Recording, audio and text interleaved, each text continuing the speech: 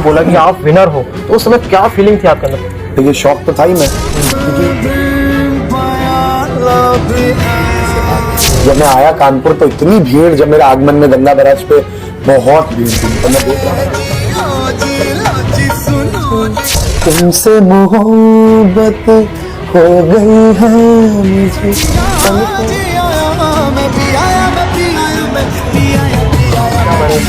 पसीना टपक रहा है, छोटा सा हूँ, लोगों की भीड़, किसी पहचान के मोहताज नहीं है ना, और आप पहचान भी गए होंगे। आज हम मिलाने वाले हैं वैभव गुप्ता जी से, जो कि एक सिंगर हैं और कानपुर में, ये कानपुर के ही रहने वाले हैं और कानपुर का नाम रोशन करते करते इन्होंने पूरे भारत देश का नाम रोशन कर दिया है। और किस क्षेत्र में आपको बता दें, इन्होंने इंडिया आइडल 14 के विनर रहे हैं, ट्रॉफी भी रखी है पीछे, आप देख सकते हो। और फैन फॉलोइंग की बात तो ना ही करें, क्योंकि आप सभी उनके फैंस हैं। पहले जानना चाहेंगे सर की जर्नी कहाँ से शुरू हुई है ना, क्योंकि इनकी एज पे पहले जाते। सर क्या है आपकी एज? हाँ मेरी एज 20 साल है अभी। 20 साल, आप सोच सकते हैं 20 साल है और इतने बड़े ओहदे पर पहुंच गए हैं। और सबसे पहले ये पूछेंगे कि 20 साल आपकी पढ़ाई जो है, स्टडी कहाँ तक पहुंच गई? अभी मैंने लास्ट ईयर मेरा 12th खत्म हुआ है और मैं बस कॉलेज, मतलब मेरा प्लान पढ़ाई को लेकर मतलब ये था कि मुझे बीटेक करना है, ऐसा सब था। तो बस पढ़ाई के लिए मैं मतलब कॉलेज ज्वाइन करने वाला था। और शायद बोलते हैं ना कि कभी कभी भगवान की कुछ और मर्जियां होती है, कुछ और रास्ते होते हैं। तो शायद वो मैं जो इतनी 6-7 साल से जो कोशिशें कर रहा था कि मुझे एक स्टेज मिले, पहचान मिले, मैं अपनी आवाज दुनिया तक पहुंचा पाऊँ, वो मौका भगवान ने अब दिया, महादेव ने वो मौका दिया। और ये फिर मुझे आइडल का स्टेज मिल गया और आइडल मैंने ऑडिशन दिया, मैं सिलेक्ट हो गया। और आपने इतना सारा प्यार दिया उस जर्नी के दौरान, इतने सारे जो सेलेक्ट्स आए, जो कि जजेस हमारे प्यारे जजेस थे, विशाल सर, श्रेया मैम और कुमार सानू सर, उन सब ने इतना आशीर्वाद दिया, लोगों ने इतना आशीर्वाद दिया पूरे देश के। अच्छा, आपके जैसे और भी लोग होंगे जी, तो कितने लोग थे और कितना बेहतर आपने उनसे करके देखा, कैसे किस प्रकार से किया ये? मैं अपना मोटिव बताऊं तो मैंने आइडल्स जब शुरू किया था तो मैंने उससे पहले खुद से वादा किया था कि म्यूजिक को लेके कभी झूठ अपने, ना खुद से ना किसी और को झूठ नहीं बोलूंगा। थोड़ा सा और अंदर घुसते कि म्यूजिक का क्रेज कैसे शुरू हुआ आपने? म्यूजिक का क्रेज शायद मतलब मेरे घर में, अगर मैं अपनी फैमिली बैकग्राउंड आपको बताऊं तो मेरे घर में कोई म्यूजिक से कोई नाता नहीं है किसी। अच्छा। कोई ना गाता है ना कुछ। और एक होता है कि हाँ कोई नहीं गाता है फिर भी कोई मैं गा रहा हूँ, लेकिन जो मेरा ये वोकल टेक्सचर है ये राजस्थान, हरियाणा सूफी टेक्सचर है, राजस्थान का जो मिट्टी का गला होता है। तो ऐसे इधर यूपी में और कानपुर के ऐसा एकदम घर में किसी ने गाया नहीं और ऐसा एकदम ठेठ आवाज कहते हैं जिसको, वो आ जाए तो मेरा तो यही मानना है और कि माँ के पेट में ही शुरुआत हो गई थी मेरे म्यूजिक। अच्छा, तो मतलब आप पैदा हुए कुछ वर्षों के बाद या कुछ दिनों के बाद से आपने शुरू कर दिया था? जी बिल्कुल, आशीर्वाद था सरस्वती माता का। मैं तो मानता हूँ कि जो म्यूजिक की साधना कर पा रहे हैं, मैं कहता हूँ कि 10 करोड़ लोग हैं पूरी दुनिया में, मान लो मतलब जितने भी लोग हैं, वो उसमें से कम 70% म्यूजिक पसंद करते होंगे या उसमें से गाते होंगे। तो मुझे ऐसा लगता है कि वो बड़े किस्मत वाले लोग हैं जो म्यूजिक की साधना करने का जिनको मौका मिलता है। बिल्कुल। फिर भी आप ऐसे ओहदे पर आए, आपने कहा 70% लोग ऐसी चीजों को पसंद करते हैं, उसके बाद आप ही विनर कैसे निकल कर आए? तो आप सबसे अच्छा एक चीज मैं ये पूछना चाह रहा हूँ कि इस बीच आप 20 वर्ष के हुए, क्या कभी किसी जॉब के लिए, किसी के लिए आपके घर वालों ने फोर्स किया कि नहीं म्यूजिक पे नहीं जाना यार, तुम्हें फोर्स में जाना है? नहीं, कभी नहीं। और पापा का हमेशा यही था कि म्यूजिक करो। तो मैंने पापा से बोल दिया था कि पापा, पहले बार मैं रिजेक्ट होकर आता था तो मैं कभी रो के नहीं आता था, कब मैं इतना छोटा था, लेकिन शायद अब मुझे ऐसा लगता है कि मैं समझदार था बहुत, कि मैं रोता नहीं था, कभी नहीं रोता था। मुझे ऐसा लगता था कि रो देंगे तो आग खत्म हो जाएगी, फिर वो तो फिर करने का मजा नहीं रहेगा। फिर मैं जब मैं रियाज पे बैठता था ना तो मैं सब रिजेक्शन सोचता था कि उन्होंने मुझे किस गाने पे बाहर किया था। अब उसी गाने पे मैंने कितने साल पहले से आप रिजेक्ट हो रहे हैं? मैं गा तो 4-5 साल की उम्र से रहा हूँ, म्यूजिक कर रहा हूँ, सीख रहा हूँ। और 11-12 साल की उम्र से मैंने ऑडिशन देना स्टार्ट किया। और 12-13 साल की उम्र में मैंने जैसे ऑडिशन दिए तो पहले तो शुरुआत ही था कि देखता हूँ क्या प्रोसीजर रहता है। मैं लाइन्स में लगा, छोटा सा था, मेरे चाचा मेरे साथ जाते थे तो चाचा को एंट्री कई बार भीड़ में नहीं मिल पाती थी अंदर, चाचा पीछे रह जाते थे, मैं आगे। अब मैं छोटा सा, अब मुझे कुछ पता नहीं मेरे शहर का वो क्या है, पिन कोड 208016 ये वो तो सब कुछ। अब मैं एक छोटा सा, मेरे पास फोन था नोकिया का, चाचा ने दिया हुआ था, उसमें बस मुझे ये पता था कि अगर दबाएंगे तो ये चाचा का नंबर यही मिलाना है और कुछ नहीं पता था। अच्छा।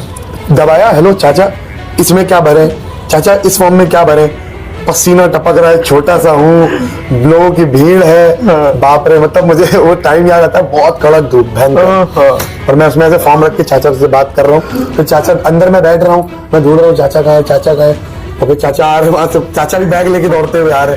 तो मेरा सफर बहुत, मतलब इतना मुझे मजा आया ना, मतलब अभी मैं तो कहूंगा ये शुरुआत है, ये ट्रॉफी आई है कानपुर, और अभी आईफा अवार्ड जल्दी आएगा, ये मेरा वादा है कि अभी आने वाले 3-4 साल में मैं किसी अपने हिट गाने से लेकर आऊंगा। वाह वाह वाह। तो अभी आपने विनर का खिताब जीत लिया है जी। इसके बाद अब फ्यूचर की बात करें तो यूथ को लेकर आप किस तरीके से भारत देश के लिए क्या करना चाह रहे हैं? सबसे पहले तो मैं यही कहूंगा कि मैंने जैसा अपनाया, मतलब मैं अपने साथ क्या था, बहुत हार्श था। मतलब अपने म्यूजिक को लेकर मैं अपने साथ बहुत हार्श था ना, मैं कभी झूठ बोलता था कि अगर मैंने कोई चीज गाई है ना, अगर उसमें गड़बड़ है ना, तो मैं बहुत कोसता था, मतलब मैं बोलता था क्यों हुआ ये, इसकी वजह क्या है। और मेरे को ऐसा लगता है कि कोई भी किसी भी काम में अगर कोई इंसान ना खुद से सवाल करता है कि क्या मैं सही कर रहा हूँ, क्या मैंने जो करा अभी गाया, वो जो तारीफ मिली, क्या मैं उसके काबिल था, खुद से सवाल करना मुझे लगता है बहुत जरूरी। तो मैं तो ये कहूंगा यूथ को खुद से सवाल करना बहुत जरूरी है कि वो सपने जो देखते हैं, और मैंने भी देखे वैसे। तो अभी तो ये शुरुआत है, मैं भी करूंगा और मेहनत करने वाला। तो मेरे पर पूरे देश की जिम्मेदारियां हैं, उनका भरोसा है जो मुझे हमेशा कायम रखना है। तो ये मैं बहुत मेहनत करने वाला हूँ। बस मैं यूथ से यही कहूंगा कि जो लोग भी भाई आप मेहनत कर रहे हो आप लोग, और जो भी किसी भी चीज में, म्यूजिक में, पढ़ाई में, तो बस मैं कहूंगा कि अपने आप से बहुत हार्श रहने की जरूरत नहीं है, लेकिन मैं कहूंगा अपने आप से बहुत सच्चे रहो, बहुत ट्रू। मतलब अगर आप ना कुछ चीज कर रहे हो ना, अगर आप बहुत क्लियर एंड एकदम साफ सफाई से करोगे ना, तो भगवान को भी लगेगा कि यार ये क्या कर रहा है। मतलब एक होता है ना कि हम एक एनर्जीज छोड़ते हैं। जब हम कोई काम करते हैं तो जब हम बहुत सच्चाई से कोई काम करते हैं तो बहुत एनर्जीज पॉजिटिव छोड़ती है। बिल्कुल तो वो भगवान तक पहुंचती है, और वही भगवान देखता है, तो फिर चीजें मिलना स्टार्ट होती है। तो बस मैं यही कहूंगा कि बहुत एकदम सच्चे रहो अब खुद से, और खुद अपने काम से। बोलते हैं ना वो काम कोई धर्म मानो, मतलब जो तुम कर रहे हो उसको ही कहते हैं कर्म में भी पूजा है। हाँ हाँ बिल्कुल। अच्छा एक चीज और कि आपके क्लासमेट में कोई आपके जैसा था सिंगर, गाना वगैरह गाता हूँ? देखिए मेरे स्कूल में जो म्यूजिक में था वो मैं अकेला ही खुद ही था। म्यूजिक में मैं ही करता था। फिर मेरे बाद कुछ बच्चे मेरी वजह से शायद, मतलब मुझे सर ने, मेरे म्यूजिक टीचर थे आनंद गुप्ता जी, मंडोरा पब्लिक स्कूल था मेरा स्कूल, और वहाँ के जो म्यूजिक टीचर थे आनंद गुप्ता जी, उन्होंने मुझे एकदम स्कूल के, मैं गुलाम अली खान साहब की एक ठुमरी गाता था, सैया बदेसी घर आ जा रे सावन। बहुत पहले गुलाम अली खान साहब को मैं बहुत थोड़ा छोटा था, और भगवान जाने कैसा मेरा म्यूजिक टेस्ट था, मैं गजल सुनता था और मैं ठुमरियाँ सुन रहा हूँ। तो वही मैंने ऐसे सर के सामने गाई, तो सर ने कहा सर ने, अच्छा मैं अभी एक दिन स्कूल गया तो सर ने मुझे बोला कि जब मैंने इसको पहली बार सुना था तभी मैंने सोच लिया था कि इसकी आवाज जो है ये कुछ करेगा ये। और फिर उन्होंने एकदम ऐसा साथ दिया, एकदम जो गुरु होता है ना, इसको एकदम चाह होती है कि अब इसको आगे बढ़ाना ही है, तो मेरे पीछे लग गए। अपना छोटा अपना भागता रहता था, भाग जाता था क्लास, झूठ बोल के क्लास में भाग जाता था कि अरे सर मुझे नहीं करना सा। तो बाद में क्या रहता है म्यूजिक में कि सा बहुत देर तक लगाना होता है, मतलब जो रियाज होता है, रियाज बहुत एक चीज को बहुत देर तक करना लगता है। मैं खुद बोल रहा था, जो मेरी उम्र थी वो 10 साल 9-10 साल थी। अब उसमें तो बच्चे सब चंचल होते हैं। तो अब सर मुझे कंपटीशन में लेके गए। अब मैंने गाया, मुझे जो बताया सर ने वो सब गा दिया। वहां पर इतनी तारीफ हुई, मैं विनर बन गया वहां पर। और फिर सफर स्टार्ट हो मेरी वजह से। स्कूल में फिर मेरे प्रिंसिपल टीचर ने बोला जो हमारे थे कि स्कूल में म्यूजिक रूम में हर क्लास के बच्चों को लाया जाए, उनमें से सबको सुना जाए। तो मेरी वजह से जो टैलेंट्स थे ना वो सब निकल गया। मेरे स्कूल में एक लड़की थी वो भी गाती है, और मेरी एक दीदी है वो भी गाती है, आयुषी दीदी, और एक थी साक्षी पुलकित, ऐसे बहुत सारे बच्चे निकल के आए, बहुत अच्छी आवाज है इनकी, और आज वो म्यूजिक कर रहे हैं। और मैं उनकी बहुत, मतलब मैं मुंबई में भी था अभी शो के दौरान, तो मैं उनसे कॉल पे बहुत बात करता था, और उनको मैं बताता रहता था कि ये चल रहा है, और मैं उनसे खुद भी अपनी चीजें बताता रहता था, उनसे भी सुनता रहता था। तो हम, मतलब मेरा ये है कि म्यूजिक में यार, मतलब एक सर्कल कंप्लीट होना बहुत जरूरी है। हम अगर किसी की म्यूजिक ऐसा है कि बस फैलाओ इसको जितना फैला सकते हो, क्योंकि सच खुशी देता है वो तो मतलब मैं तो कहूंगा कि कामयाब, ये तो फेम स्टारडम ये सब तो, ये मैं सच बताऊंगा आपको, तो मैं इसको बहुत टेम्परेरी मानता हूँ। क्योंकि अगर आपको फेम मिल गया, आपको स्टारडम मिल गया, आप नहीं मेहनत कर रहे हैं ना, तो फेम चुटकियों में खत्म हो गया, कोई नहीं याद रखेगा। ऐसे बहुत नाम है।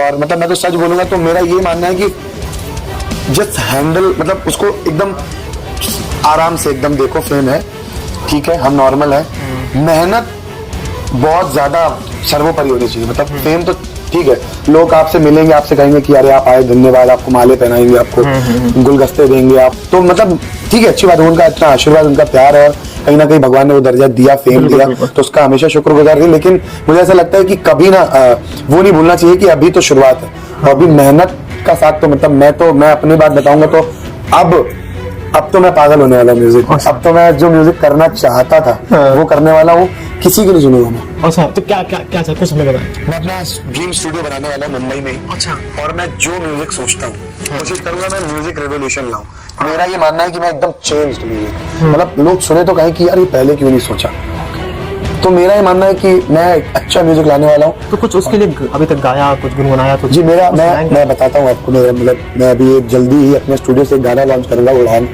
जो मैं इसकी स्टोरी बताता हूँ, ये लिरिक्स मैंने कैसे लिखी। जब मैं इंडियन आइडल से सेलेक्ट होकर घर आ रहा था तो 2-3 दिन का टाइम मिला था, मैं घर आया था, फिर वापस जाना था मुझे।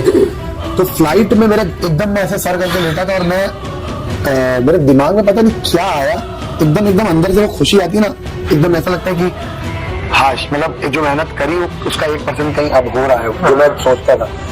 तो बस मैंने फोन निकाला, फोन के नोट्स खोले, उस पे ऊपर लिखा उड़ान। अच्छा। उसके बाद मेरे दिमाग में लिरिक्स आते गए, और उस गाने का नाम मैंने लिख दिया उड़ान। एक तो आप ऊपर से फ्लाइट में भी थे। उड़ान, तो मुझे ऐसा लगता है अब जो भरी है उड़ान, और जो भी बच्चे अब भर रहे हैं उड़ान कामयाबी की, और जो भरेंगे, ये गाना उनके लिए होगा। और जब ये इसको सुनेंगे तो वो उनके अंदर का जो म्यूजिक का है वो निकल कर बाहर आ जाएगा। सिर्फ म्यूजिक नहीं, कोई भी है, मतलब म्यूजिकली मैं उनको फील ऐसा करवा पाऊंगा कि तुम कर सकते हो और तुम उड़ोगे। वाह वाह। अच्छा, अभी आप अमित सर के यहाँ पर हैं, और अमित सर से जैसे हमारे बीच बातचीत हुई, उनका कहना है वो आप पर ही एक मैगजीन लॉन्च करने वाले हैं, जिसमें आपके कुछ पॉइंट्स रहेंगे, आपकी स्टोरीज रहेंगे। तो क्या आप चाहते हो कि आप उन्हें पॉइंट्स दें, आप जिससे यूथ उससे इंस्पायर हो? जी बिल्कुल, ये मेरे लिए बहुत बड़ी बात है कि मतलब वो इतना मतलब उन्होंने उस नजर से मुझे देखा, तो ये मेरे लिए बहुत बड़ी बात है। और अगर वो ऐसा सोच रहे हैं तो वो मेरे लिए बहुत प्लेजर की बात है कि मेरे द्वारा मैं यूथ को कहीं ना कहीं मोटिवेट कर पाऊंगा, या वो मेरी वजह से कुछ कर पाएंगे। तो big thanks to Amit Niranjan भैया, और उन्होंने इतना उनका आशीर्वाद है ये कि वो इतना करना चाहते हैं मेरे लिए। बिल्कुल। वैसे तो वे सभी बच्चों के लिए हमेशा एजुकेशन को लेकर कार्य करते रहते हैं हर क्षेत्र पर। अच्छा, एक चीज और आपसे पूछना चाहते हैं, बहुत सारे हमने युवा देखे हैं जो म्यूजिक की लाइन पर हैं, फिर भी वे किसी न किसी जॉब को लेकर आगे बढ़ रहे हैं। क्या उन्हें नहीं पता कि म्यूजिक पे करियर है कि नहीं है? नहीं, देखिए म्यूजिक करियर का विषय नहीं है। मतलब मुझे ऐसा लगता है कि आप जरूरी नहीं म्यूजिक में करियर बनाओ, आप जॉब करते हुए भी म्यूजिक कर सकते हो। क्या शंकर महादेवन सर ने, क्या वो इंजीनियर है, सॉफ्टवेयर इंजीनियर है, उन्होंने 6 साल जॉब किया और सॉफ्टवेयर इंजीनियर है, और उन्होंने म्यूजिक को एज अ करियर ही सोचा होगा। वो म्यूजिक कर रहे थे, और आप देखिए उन्होंने सॉफ्टवेयर इंजीनियरिंग छोड़ दी और क्या कमाल का म्यूजिक कर रहे हैं। तो मुझे ऐसा लगता है कि म्यूजिक अगर आप करियर में आ जाओगे तो ऐसा नहीं कि आपका म्यूजिक तभी डेवलप होगा। आप कुछ भी कर लो, म्यूजिक अगर आपके अंदर है तो हमेशा चलता रहेगा, आप करते रहोगे, वो इंक्रीज होता जाएगा, वो मतलब वो फैलता ही रहेगा। बस म्यूजिक है ही ऐसा, आप जितना उसके बारे में सोचोगे ना, वो आपको उतनी मोहब्बत करेगा, आप उस म्यूजिक से उतनी मोहब्बत करेंगे। कानपुर में कहाँ रहते हैं आप?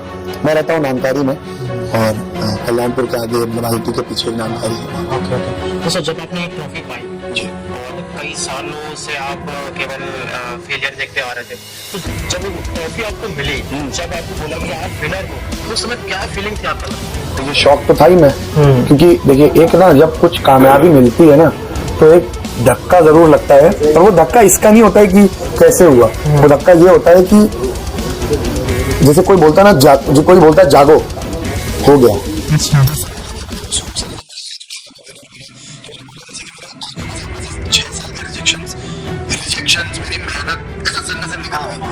मैं ये नहीं बोलता हूँ कि मेरे से ज्यादा किसी ने मेहनत नहीं करी, रिजेक्शन से झेले होंगे। मैं अपनी सेल्फ लाइफ की बात, मैं अपनी बात बता रहा हूँ कि मैंने अपनी लाइफ में बहुत रिजेक्शन देखे। तो मैं सच बताऊं तो अभी ना इस ट्रॉफी के मिलने के बाद मैं बहुत ज्यादा ना खुश हुआ, ना बहुत ज्यादा उदास हुआ। मैं बीच में था, ये ट्रॉफी का मैं हकदार बना, इसकी बहुत खुशी है। और उसके बाद से फैन फॉलोइंग में क्या चीजें देखने को मिल रही है? देखिए मैं जब शो के दौरान में जो शो में था, तो मुझे पता नहीं था कि मैंने इतना जादू कर रखा है अपनी आवाज से बात। जब मैं आया कानपुर तो इतनी भीड़, जब मेरा आगमन में गंगा बैराज पे बहुत भीड़ थी, तो मैं देख रहा था लोग दूर दूर से लोग मिलने के लिए, फोटोज के लिए, एक बार माला पहनाने के लिए उनका। तो मुझे मेरे लिए बहुत बड़ी बात है, मुझे लगता है मैंने उनका आशीर्वाद, उनकी दुआएं इतनी कमाई, उनका प्यार कमाया, तो ये मेरे लिए सबसे बड़ी ट्रॉफी है। ये बहुत अच्छी बात है, इतनी तेज तेज निकल गए। तो कानपुर के लिए, कानपुर के जो फैंस हैं उनके लिए कोई संगीत आप सुनाएंगे? आप सभी का, मैं सबसे पहले तो आप सभी को नमस्कार, और मैं हमेशा आपका, आप सबका शुक्रगुजार रहूंगा कि आप सबने इतना प्यार दिया, इतनी दुआएं दी मुझे सोशल मीडिया के द्वारा, और मैं देखता रहता था इतना प्यार है आपका कि आप लोग, मेरे फोन पे इतने सारे स्क्रीनशॉट्स आते थे जब वोट्स होते थे, आप लोग लिख के भेजते थे, मैसेजेस आते थे मेरे पास सोशल मीडिया पे बहुत दूर दूर से।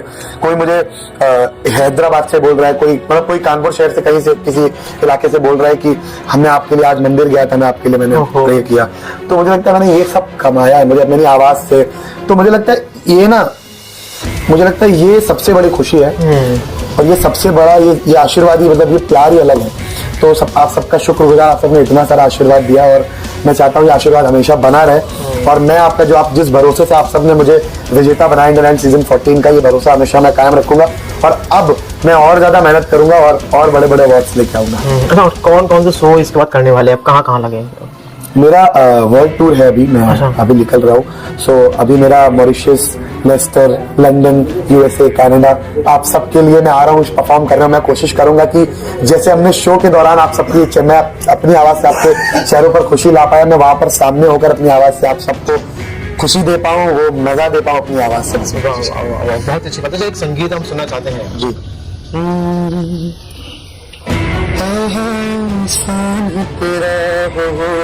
तेरा दिल चाहता है वो, कहने दो मुझे तुमसे मोहब्बत हो गई है, मुझे पलकों की छाँव में रहने दो, एहसान तेरा होगा मुझ पर। बहुत ही जबरदस्त, बहुत ही बढ़िया, बहुत ही बढ़िया। दर्शकों ने